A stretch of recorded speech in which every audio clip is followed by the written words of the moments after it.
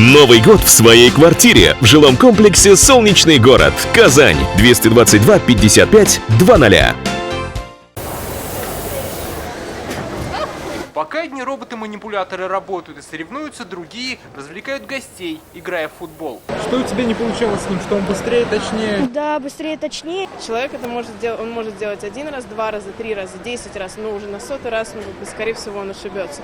Робот, если у него запрограммировано определенное движение, будет делать его всегда точно, стабильно, по заданной программе. Мастерство управления роботами на соревнованиях Future Skills показывали более 100 конкурсантов из 17 стран. Фавориты – россияне и китайцы. Как говорят специалисты, из таких футуристических компетенций в скором времени будет состоять и основной чемпионат World Skills. И это будет что-то летающее, сверкающее, программирующееся и довольно интересное для зрителей. Человек будет на кнопочке нажимать, да, получается? Ну, во многом, да. Проектировать и нажимать на кнопки, наблюдать за результатом и пить кофе. Какими компетенциями должны обладать специалисты будущего, посвятили научную дискуссию. Обсуждали, достаточно ли рабочим научиться обслуживать оборудование, или же нужно уметь самим его разрабатывать. Разрыв между лучшими передовыми практиками и общей системой подготовки, он в настоящий момент только увеличился. Называется бацилла. Наверное, как это прививка профессионализма.